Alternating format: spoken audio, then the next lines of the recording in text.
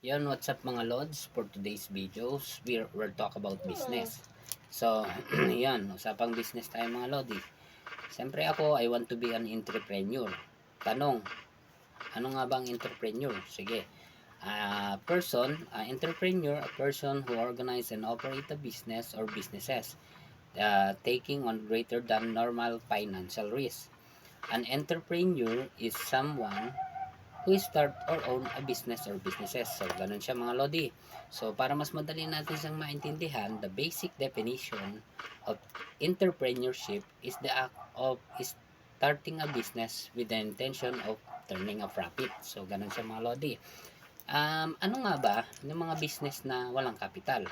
So, siyempre, isa sa mga naiisip ko is yung pagbablog, yung affiliate, at saka yung talent, skills, and abilities na meron tayo. Yun ng mga businesses na walang kapital. So, now let's start in vlogging. Sa pagbablog kasi, mga lods, kailangan mo lang gumawa dyan ng content. Tapos, siyempre, kailangan may good mindset at marunong tayong mag-edit at the same time. So, pag marunong tayo niyan, pwede na tayo mag-vlog. Pero, kailangan magustuhan din tayo ng tao para kumita tayo. So, yun. Sa pag-affiliate ng mga lods, sa pag-affiliate, kailangan mo lang i-promote yung produkto nila. At the same time, dapat malaman mo yung proseso kung paano mag-affiliate. Yon. Kasi may incentive tayo dyan sa pag-promote ng produkto nila. Now, let's start in talents and abilities. Sa talent and abilities ng mga lodi, kagaya ko, marami akong talent na kagaya na meron akong skill um, sa electrical, sa building construction, wall art, arts, sculpture, uh, fiberglass, yan, mga epoxy resin, yan yung mga talent and abilities na meron tayo. At the same time, pinaka-master natin yung sa welding kasi test the trainer din tayo mga lodi. So, graduate tayo ng teacher's methodology training, batch 7 ako, year 2020. So, ang qualification na hawak ko is ISMAW NC2. So, welding pa rin. That's why, I want to put an welding shop. Gusto kong mag-put ng welding shop mga lods. So, sa welding kasi, there is a welding potential income. Meron talaga siyang welding potential income dyan. Kaya yan ang isa sa mga gusto kong business.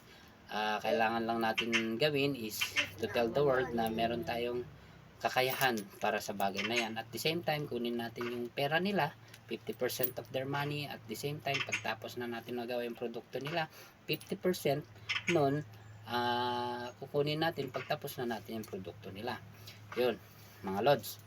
Ayan yung isa sa mga naiisip kong mga business with no capital.